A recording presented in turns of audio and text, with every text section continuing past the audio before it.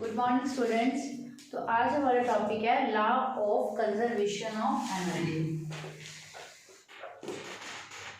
Law of, कल हमने पढ़ा मैकेनिकल एनर्जी के बारे में। अब हमारे पास है law of conservation of energy. Conservation का मीनिंग क्या होता है? जो चीज़ सेम रहे, कांस्टेंट रहे, उसे क्या बोलते हैं हम? कंजर्वेशन। क्या बोलते हैं? कंजर्वेशन। देखो एनर्जी,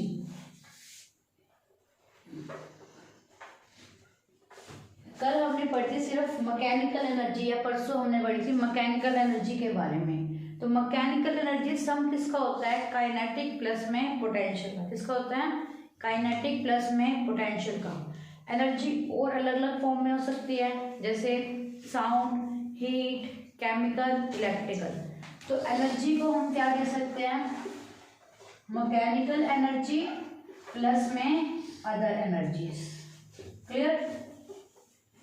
मैकेनिकल में कौन आ गया? काइनेटिक और पोटेंशियल। अदर में कौन आ गया? Sound, electrical, chemical, heat, sound. ये सारी किसकी फॉर्म होगी? अदर एनर्जी की। तो एनर्जी क्या होगा? मैकेनिकल एनर्जी प्लस में अदर एनर्जी। क्लियर है? Law of conservation of energy means energy क्या रहती है? सेम। तो क्या कहते हैं ये लोग? ना तो एनर्जी क्रिएट होती है, ना एनर्जी डिस्ट्रॉय होती है। एनर्जी सिर्फ एक फॉर्म से दूसरे फॉर्म में क्या होती है? कन्वर्ट होती है। तो law of conservation of energy क्या है?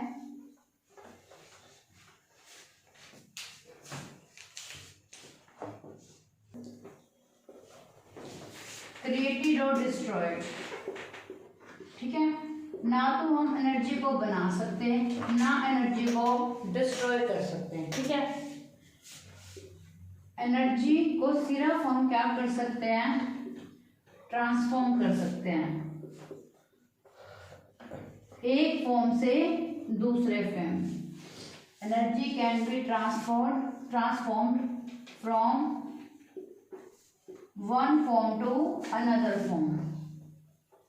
तो ये क्या है हमारे पास? Law of conservation of energy.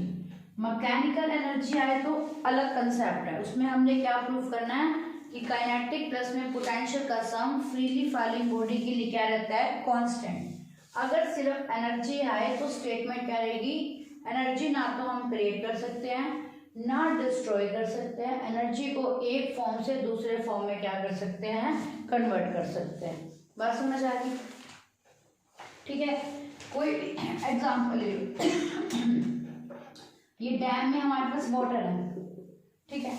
अभी ये रेस्ट पोजीशन पे है, तो उसके पास कौन सी एनर्जी है? पोजीशन की वजह से कौन सी एनर्जी होती है? पोटेंशियल। कौन सी होती है? पोटेंशियल। अगर ये वाटर अब इसमें आ जाए मोशन में, इसमें आ जाए मोशन में, तो पोटेंशियल एनर्जी किस में कन्वर्ट हो गई? काइनेटिक में हो गई। अब यहाँ पे मान लो ये टर्बाइंस लगे हुए हैं, ये वाटर इस टर्बाइंस को क्या कर रहा है? घुमा रहा है। तो ये काइनेटिक एनर्जी किस में कन्वर्ट हो गई? इलेक्ट्रिकल एनर्जी में। बात समझ आ गई? तो एनर्जी क्या हो रही है? एक फॉर्म से दूसरे फॉर्म में क्या हो रही है? कन्वर्ट हो रही है। ठीक है? आगे बस समझ। उस तरीके से एक एग्जाम्पल और लेते हैं। जैसे मान लो ये स्टोन है, ठीक है? ये रूफ पे पड़े हैं, ठीक है? तो इसकी पोजीशन है, पोजीशन की वजह से कौन सी एनर्जी है? पोटेंशियल। कौन सी एनर्जी है? अभी गिर जाए तो कौन सी एनर्जी आनी स्टार्ट हो जाएगी? काइनेटिक। कौन सी आ जाएगी? ठीक है? अब यहाँ भी जो भी सरफेस है, हमारा फ्लोर है, उस पे अगर ये हिट कर जाएगी तो यहाँ पे क्या आती है? एक साउंड आती है, और यहाँ पे ये जो यहाँ पे हिट करती है वो चीज़ क्या हो जाती है? गर्म। तो ये कौन सी एनर्जी में कन्वर्ट होगी? हीट और साउंड में। बस समझ आ गई? तो एनर्जी ना तो क्रिएट होती है, ना डिस्ट्रॉय। एनर्जी एक फॉर्म से दूसरे फॉर्म में क्या होती है? कन्वर्ट। जैसे मैंने कहा कि ये रूफ पे स्टोन पड़ा है, तो स्टोन की क्या है? कोई पोजीशन की वजह से कौन सी एनर्जी होती है? पोटेंशियल। ये गिरना शुरू हो गया तो उसके पास कौन सी एनर्जी आ गई? काइनेटिक। अब इसके सरफेस से टकराया तो क्या आएगी? साउंड और हीट। तो यहाँ पे कौन सी एनर्जी होगी? साउंड और हीट। तो एनर्जी एक फॉर्म से दूसरे फॉर्म में क्या हो रही है? कन्वर्ट। इसे क्या बोलते हैं? Conservation of energy. बहुत से एग्जाम्पल है। क्लियर? तो इसमें बस ये इसकी स्टेटमेंट करनी है हमें, और एक दो एग्जाम्पल कर लेना। उसके बाद जैसे कोई एग्जाम्पल बुक में या क्वेश्चंस में आते हैं तो वो पूछ सकते हैं कि किसको फॉलो करता है, तो उसमें क्या आंसर आ जाएगा, law of conservation of energy. हाँ ठीक है। उसके बाद नेक्स्ट टॉपिक है पावर। क्या होता है पावर? फॉर्मूला क्या होता है? एनर्जी बाय में टाइम। क्या होता है? एनर्जी बाय में टाइम। तो पावर क्या होता है? रेट ऑफ डूइंग वर्क, है ना।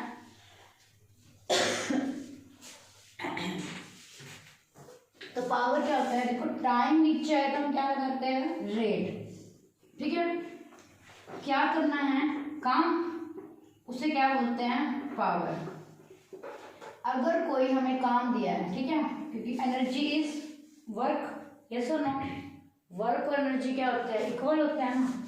तो वर्क बाय में टाइम भी लिख सकते हैं, इसको क्या लिख सकते हैं, क्लियर है। देखो अगर हमें कोई काम दिया है, अगर हम उसको कम टाइम में करते हैं तो हमारे पास पावर क्या होगी, ज्यादा। अगर वही काम हम ज्यादा टाइम में करते हैं तो हमारे पास पावर क्या होगी, कम, यस और नो। तो पावर क्या है, रेट ऑफ डूइंग वर्क। क्या है, रेट ऑफ डूइंग वर्क। नीचे क्या है, टाइम, इसलिए हमने डेफिनेशन में क्या लिख देना है यहाँ पे, रेट। वर्क, ठीक है, काम करने की क्षमता को हम क्या बोलेंगे, कितने समय में आ जाए ना, तो क्या बन जाती है, पावर। क्या बन जाती है, पावर। क्लियर। तो पावर की यूनिट क्या होती है, वर्क की यूनिट जूल, और टाइम की यूनिट क्या होती है, सेकंड। क्लियर है, वर्क की यूनिट जूल, टाइम की यूनिट क्या होती है, सेकंड। इस पूरे को एसआई सिस्टम में हमने क्या बोल दिया, वॉट। समझ आ गया। तो एसआई सिस्टम में क्या यूनिट है पावर की, वॉट। आगे समझ। अगर हम कहे कि एक वॉट किसको बोलेंगे, तो एक वॉट किसको बोलेंगे, जब हम कितना काम करेंगे, 1 जूल, कितने सेकंड में, 1 सेकंड में, तो उसे हम क्या बोलेंगे, 1 वॉट। समझ आ गया। 1 वॉट किसको बोलेंगे, जब हम कितना वर्क करेंगे, 1 जूल, कितने सेकंड में, 1 सेकंड में, उसको हम क्या बोलेंगे, 1 वॉट। अगर क्वेश्चन आता है डिफाइन पावर, तो हमने क्या लिखना है, rate of doing work. Clear. अगर define SI unit of power आता है तो आपको किसको डिफाइन करना होता है, वॉट। तो 1 वॉट क्या है, व्हेन, कितना काम करेंगे हम, 1 जूल, कितने सेकंड में, 1 सेकंड में, तब उसको हम क्या बोलेंगे, 1 what. When 1 joule is work done in 1 second, उसको क्या बोलेंगे, 1 वॉट। क्लियर। सिंपल सा तरीका होता है। देखो जो भी यूनिट डिफाइन करनी होती है, पहले उसको लिख दो, लिख दिया, फिर उसको क्या मान लो, 1 तो ये 1 वॉट किसके इक्वल है, 1 जूल डिवाइड बाय में 1 सेकेंड। तो 1 जूल क्या है, एनर्जी या वर्क, और 1 सेकेंड क्या है, टाइम। तो 1 सेकेंड में अगर हमने 1 जूल काम कर दिया तो हम उसको क्या बोलेंगे, 1 वॉट बोलेंगे। क्लियर है। आगे यहाँ से समझ। देखो इसकी अलग अलग यूनिट होती है। 1 किलोवाट, 1 किलोवाट मीन्स 10 की पावर 3 वॉट। ठीक है, क्या है, 1 किलोवाट, 1 किलोवाट का मीनिंग क्या है, 10 की पावर 3 वाट। 1 मेगावाट, बड़ा एम क्या होता है, मेगा, छोटा एम क्या होता है, मिली। तो 1 मेगावाट किसके इक्वल होता है, 10 की पावर 6 वॉट। क्लियर है। आगे बात समझ। पावर की एक और यूनिट होती है प्रैक्टिकल यूनिट, वो यूनिट होती है फोर्स पावर। क्या होती है, फोर्स पावर, H.P। और 1 हॉर्स पावर किसके इक्वल होता है, 746 वॉट। ठीक है, याद होनी चाहिए। पावर की यूनिट एसआई में वॉट, 1 किलो वॉट 10 की पावर 3, 1 मेगा 10⁶। प्रैक्टिकल यूनिट क्या होती है? Horse power. हॉर्स पावर किसके इक्वल होता है? 746 वॉट। क्लियर है? ठीक है, तो पावर का फॉर्मूला एनर्जी बाय टाइम। ठीक है, अगर एनर्जी हो तो सिर्फ क्या आता है? वर्क। पावर हो तो साथ में क्या आता है? टाइम। समझ आ गई बात? कोई डाउट है इसमें? एक हमें रिलेशन निकालना है किसके बीच में? पावर के बीच में, फोर्स के बीच में और वेलोसिटी के बीच में। समझ आ गया? देखो, पावर क्या होता है? वर्क बाय में टाइम। पावर क्या होता है? वर्क बाय में टाइम। अगर हमें इंस्टेनियस पावर डिफाइन करनी हो, क्या डिफाइन करनी हो? क्या होती है इंस्टेनियस पावर? किसी इंस्टेंट पे जो पावर है उसको आप क्या बोलते हैं? Instantaneous power. क्या बोलते हैं? Instantaneous. D by D T. Power का हमें रिलेशन निकालना है फोर्स के साथ और वेलोसिटी के साथ। ठीक है, न्यूमेरिकल्स में यूज होगा। क्योंकि डब्ल्यू क्या होता है? वर्क। वर्क क्या होता है? Force into displacement. जिस डायरेक्शन में फोर्स लगाया है, अगर उसी डायरेक्शन में क्या हुई है? डिस्प्लेसमेंट, तो उन दोनों के बीच में एंगल कितना होगा? 0। तो एफ एस क्या बनेगा? कोस 0। कोस 0 क्या होता है? 1। तो क्या आ जाएगा? F S. क्लियर? सपोज हमने फोर्स कैसे अप्लाई किया बॉडी पे? कांस्टेंट। कांस्टेंट फोर्स अप्लाई किया है तो ये डेरिवेटिव से क्या आ जाएगा? बाहर। अंदर क्या बचेगा? डी एस बाय में डी टी। आगे बढ़ समझ। पावर क्या है? डी डब्ल्यू बाय में डी टी। डब्ल्यू क्या है? फोर्स इनटू में डिस्प्लेसमेंट। अगर हमने किसी बॉडी पे क्या अप्लाई किया है? कांस्टेंट फोर्स, तो एफ तो डेरिवेटिव से क्या आ जाएगा? बाहर।